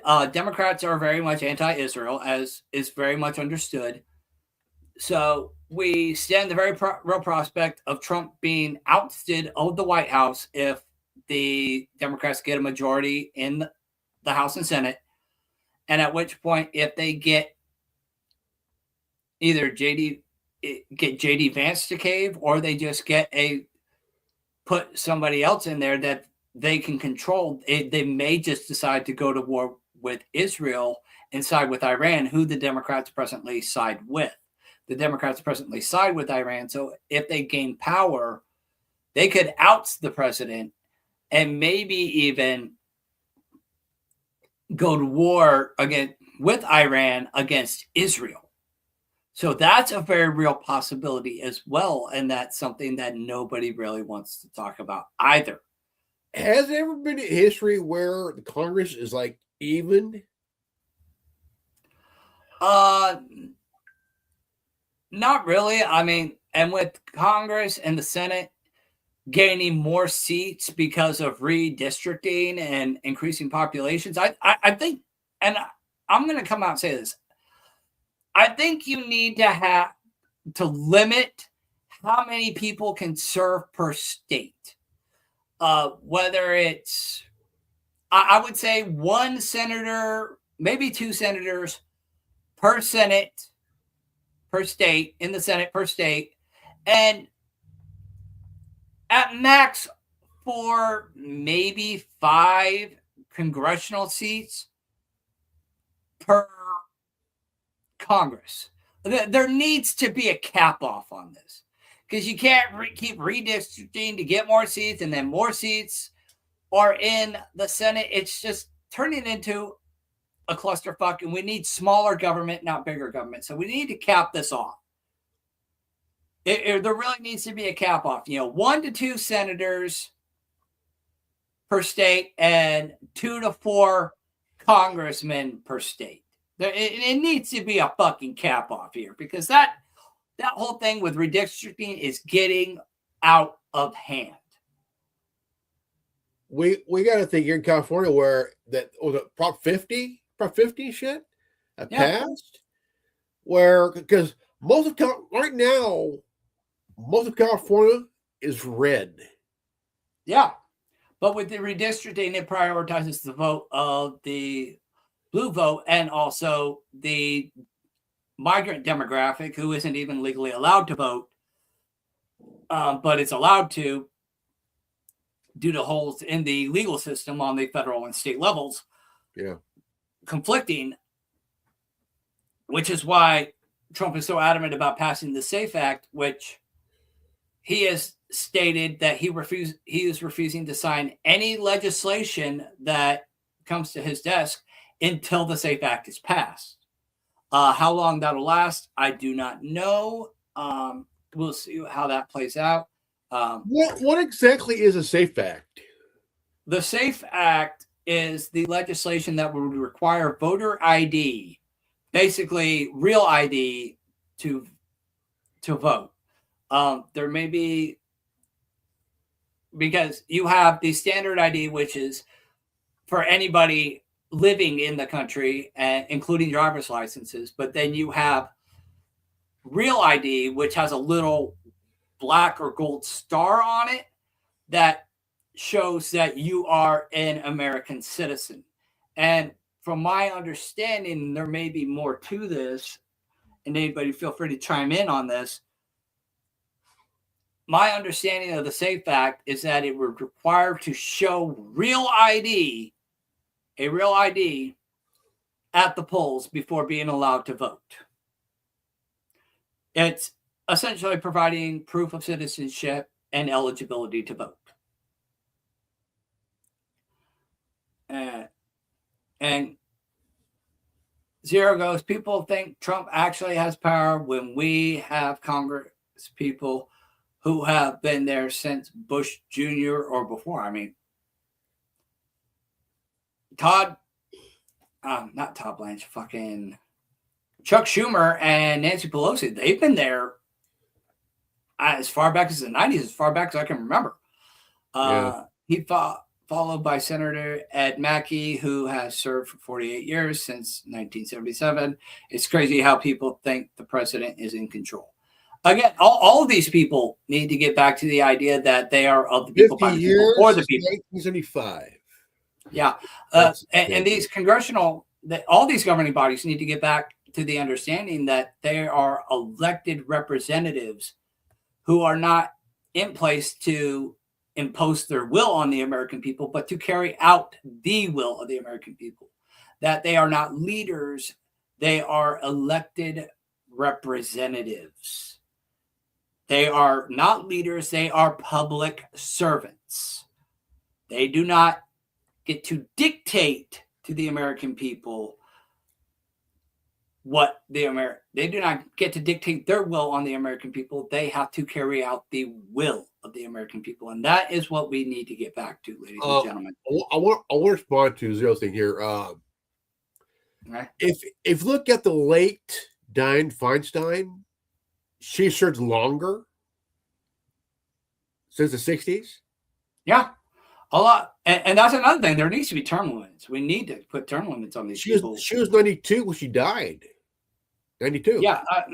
Some of these people have been in there way too long. We need fresh blood. We need true patriots. We need to get rid of these people, these rhinos, and these globalist nutbags that are too old to fucking care. It's like, well, what do I fucking care if we blow up the fucking world? I'm old. I'm going to be dead soon anyway. Like, we need to get those people gone. Yeah.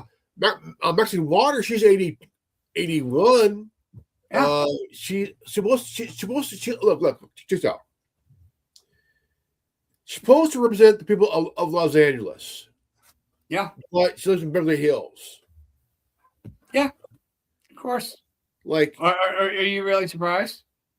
No. But yeah, like we need term limits. We need to have a cap off on how many seats per state a government seat in the House or Senate can have. And we definitely need to pass this. The SAFE Act definitely needs to be passed. I mean, shit, look at her hair. Yeah. James Brown knows about the Black Pope. Oh, yeah. James Brown called a Maxine. James Brown called. He wants his hair back. I had yet to make that correlation, but I can see it. Yeah. Reverend knows about the Black Pope. That's been there since John Paul II was Pope. What makes you think there isn't a shadow government controlling the planet? There is, absolutely. And it needs to be addressed and it needs to be remedied instead of pissing around in the dirt with this petty bullshit playing the globalist games. I mean, you have a Rothschild on, hold on. You have a Rothschild who posted on X a couple weeks ago saying, laughing, that history is written by the victor. Think about that for a second. That old Rothschild got on X and fucking said that shit. Yeah. Look it up. Think about it. But Reverend, go ahead and finish your thought, and we need to put the turkey in the oven. How many days did John Paul I serve as Pope? Think about this. Not very long. 33 days. Yeah, I mean that. The number, one of the shortest lived popes of all time. The number, 33 days. 33 days. 33. Yeah. There's a lot of shit that people don't know about and need to start looking into. Well, on that note, we do need to put the turkey in the oven. We've been at this for over 2 hours. We're pushing 2.5 hours right now. So it is time to call it, my friend. Music.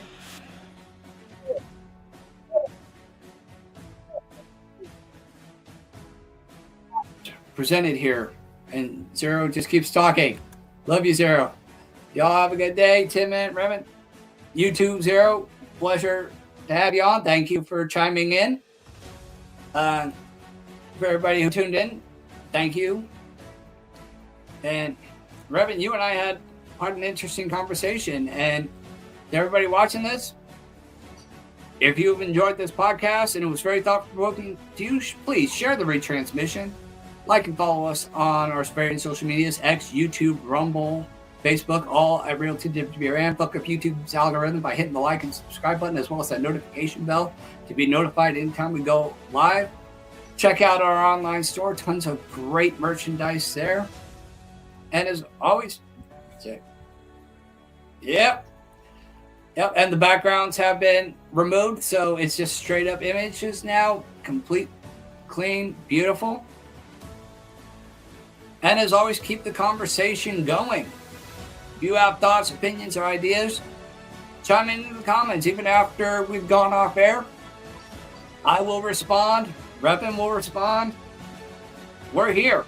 We're here to engage with you. We are of the people, by the people, for the people. We are here for you. So, with that being said, Revan, thank you so much. Thank you for everybody who tuned in. Thank you, Zero, for chiming in on my comments. And on that note, I am Chris Sheldon, the Tin Man, your White Rabbit, having taken you down the rabbit hole via the Worldwide Resistance Network at REALTWWRN. If you are watching this, you are the resistance. Stay strong. God bless you all. Stay safe and never give up.